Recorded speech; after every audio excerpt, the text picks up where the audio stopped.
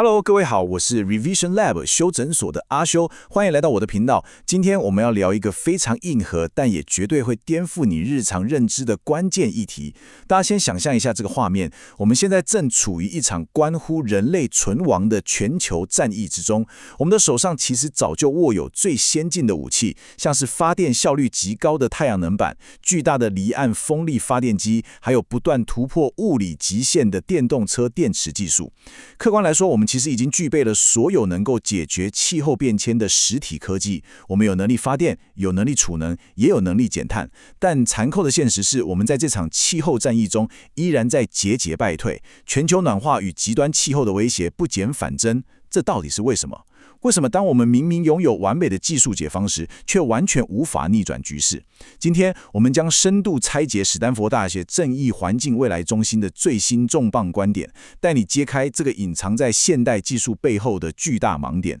在我们深入探讨之前，我必须先引用史丹佛大学研究员 Rudy Kassar 说过的一句非常震撼的话。他明确指出，我们根本无法单靠工程技术来摆脱气候变迁带来的伤害。说真的，这句话其实直接打破了我们长久以来的惯性思维。自从工业革命以来，人类习惯了一种技术万能的思维模式。我们总认为，只要发明出更好的机器、更强大的过滤器或者更高效的碳捕捉设备，所有的环境问题就能迎刃而解。但 Rudy 的研究以及这场史丹佛论坛的核心精神告诉我们，真正阻碍我们实现永续发展的，早就已经不是科技技术的瓶颈，而是极度深层的道德与政治问题。这些像是我们大家同在一艘漏水的巨轮上，我们集结了全世界最聪明的工程师，发明了全世界最高科技的抽水马达，每天拼命往外抽水，却始终不去问一个最基本的问题：到底是谁在船底疯狂的凿洞？如果不解决凿洞的人，抽水马达再强大又有什么用呢？第一部分，气候正义的典范转移。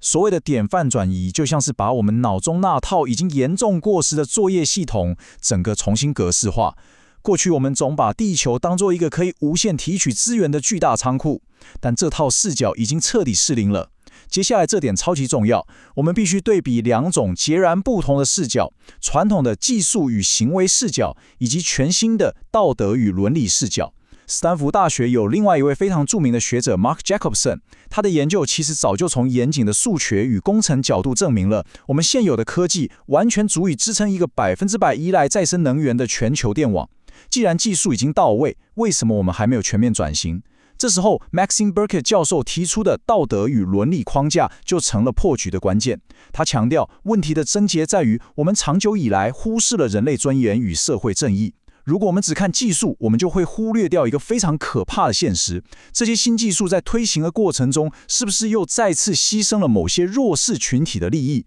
比如，为了建造巨大的太阳能发电厂，我们是不是又强迫原住民离开了他们的传统领域？真正的解放必须建立在道德与伦理的基础之上，否则我们只是用一种新的掠夺方式取代旧的掠夺方式而已。简单整理一下刚刚的内容，我们必须给环境正义下一个非常精确的定义。环境正义指的是永续发展必须透过公平正义的程序来实现，在这个过程中必须承认并且尊重人类的尊严，并且坚决拒绝牺牲弱势社区或自然环境。这段定义听起来可能有点学术，但其实它在现实世界中的意义非常血淋淋。我们现在面临的所有全球性危机，包括严重的空气污染、全球生物多样性的大规模丧失，以及极端气候，这些危机的根源几乎都是建立在历史上对边缘人群的无情牺牲之上。大家可以稍微回想一下，那些高污染的重化工厂、散发恶臭的垃圾焚化炉，或者是巨大的有毒废弃物掩埋场，通常都会安排建在哪里？往往都是建在那些缺乏政治话语权、经济条件较差的偏乡或是少数族裔社区。这绝对不是巧合，这是系统性的结构问题，是整个社会在运作时预设了这些人的生活品质是可以被牺牲的。这就是为什么我们说没有正义就没有真正的永续。第二部分，来自最前线的声音。我们当然不能只停留在象牙塔里谈理论。根据史丹佛论坛上发表的众多实证研究，我们可以看到这场全球战役的真实多样性。这股新兴的学术力量已经在全球各地引发了强而有力的实际行动。例如，有研究者正在哥伦比亚推动拟碳地的保育工作。拟碳地其实是地球上极为关键的碳汇，它们就像是巨大的天然海绵，保护它们就等于锁住了巨量的温室气体，防止气候进一步恶化。在印度，有学者正在进行食物系统的模型建构，这可是直接关系到10几亿人口在面对极端气候时的生存权与粮食安全。在马达加斯加，研究特别聚焦于气候退弱度中的性别差异，这点非常关键，因为在许多传统社会中，女性往往承担了长途跋水和确保家庭粮食的重任。当气候变迁导致干旱加剧时，她们面临的危险与冲击是最为直接且致命的。同时，全球各地也涌现了许多由原住民亲自领导的保育治理模式，这些模式再证明了一件事：那些与土地共存了数千年所累积下来的传统智慧，往往比现代冰冷的科学仪器更能精准且长效地保护当地生态。在这些令人惊艳的全球行动中，有一个具体的案例特别值得我们关注。有一位来自美国德州的高2学生，你没听错，就是一个还在念高中的年轻人。他不但自己进行都市空气污染的监测研究，甚至还亲自引领一个专门处理这个问题的非营利组织。这位充满行动力的年轻高中生，竟然一路来到了史丹佛大学的最高学术殿堂，向全世界顶尖的学者展示他的研究成果。这个充满力量的真实故事，其实向我们所有人证明了一件非常重要的事情：一个强大且主动的年轻世代学者与实践者，已经在真实世界中卷起袖子执行这些解决方案。他们根本没有在等待所谓的大人们给予许可，他们看见问题就直接动手改变了游戏规则。这就是未来的希望所在。第3部分：气候迁徙与流离失所。当我们在谈论气候变迁时，很多人脑中浮现的第一个画面，可能是远方融化的冰川，或是站在浮冰上瘦弱的北极熊。但实际上，气候危机现在正以前所未有的规模，硬生生地将无数家庭连根拔起，而且这绝对不仅仅是开发中国家的专利。我们来做个极端的对比，在东非的索马利亚与肯尬，极度严重的干旱导致了大规模的跨国境强制迁徙。无数的农民因为土地彻底干裂，再也种不出任何粮食。为了活下去，他们被迫放弃家乡，成为气候难民。但与此同时，在地球的另一端，在美国极度富裕的加州洛杉矶地区，例如阿尔塔蒂纳，越来越频繁且完全失控的极端森林野火，同样导致了当地历史悠久的社区被烧成灰烬，居民被迫流离失所。鲁迪的研究极为精准地指出了这个共同点。他将索马利亚的干旱难民与加州豪宅区的野火受灾户直接连接在一起。这告诉我们一个残酷的事实：失去家园的创伤与恐惧是完全一致的。气候灾难不会因为你住在已开发国家，或者你的银行账户里有很多钱，就对你网开一面。大自然的崩扑是无差别的。第4部分：自然与地方的权利。当我们深刻理解了失去土地的巨大痛苦后，我们就必须回过头来，去严厉质疑那些由西方社会所建立的僵化概念，包含我们现代人到底是如何定义土地所有权的。长久以来，我们习惯用冰冷的地图和生硬的国界去切割地球，但大自然真的是这样运作的吗？这里我们必须引入一个非常核心也非常宏观的概念，叫做跨界存在。它的意思是，原住民族群以及自然生态系统的繁衍与生存，其实是完全超越人类所任意划定的政治边界的。这个概念非常直观，大家想想看，一条河流在流动的时候，会因为遇到国界的检查哨就停下来吗？当然不会，对吧？候鸟或者野生动物在迁徙的时候，也根本不需要拿出人类发明的护照。我们现代社会在地图上画出的那些虚线，完全无法捕捉大自然以及原住民社群的真实生活样貌。当我们的法律系统与大自然的物理现实产生了如此巨大的脱节时，我们就必须谦卑地重新学习如何去尊重那些不受国界限制、生生不息的生命与土地。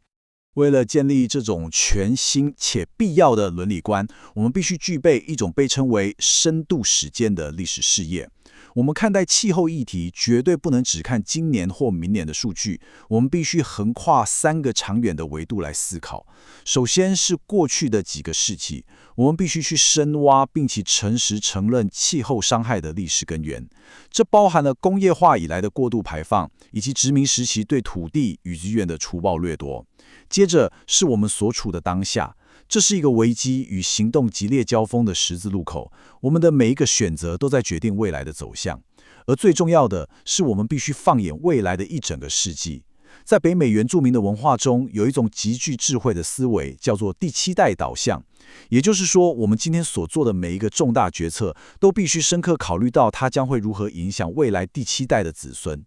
我们不仅仅是在解决眼前的麻烦，我们更是在履行一个庄严的道德义务，成为未来世代的好祖先。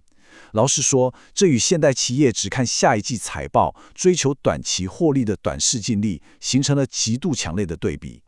如果我们不用第七代的视野来规划环境，我们就是在透支未来的生存权。第五部分，正义绝非装饰品。重点来了，我们要谈谈为什么正义绝对不能只是装饰品。如果我们真的想要在社会上实现公平的能源与环境转型，我们就必须诚实面对，并且亲手拆解那些非科学的四大高墙。第一是政治权力。我们必须问，到底是谁有权利决定把高污染的设施放在哪里？谁的声音在政策制定时被刻意静音了？第二是经济结构。我们现在的资本市场是不是依然在变相奖励那些破坏环境的企业行为？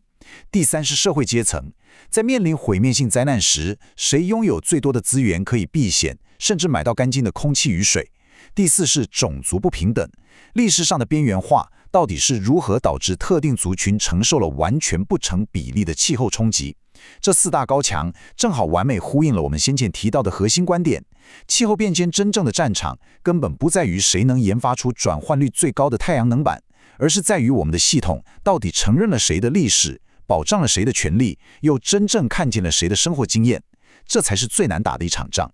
针对这个痛点， Maxine Burkett 教授给出了一句极具杀伤力的定论：正义不是企业经营中的装饰性元素，它是不可或缺的。这句话充满了权威感，而且彻底粉碎了现代商界界一种非常常见的虚伪现象。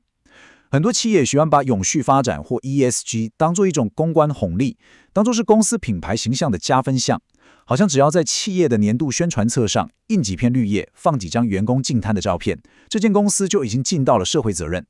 但 Burkett 教授非常严厉地指出，正义绝对不是用来装饰门面的油漆，正义必须是你整台企业机器的核心引擎。如果你的商业模式本身就是建立在对环境的无情剥削与对劳工的不公之上，那么任何表面的绿色包装都只是无效的欺骗。我们需要的不是飘绿，而是彻底的结构重组。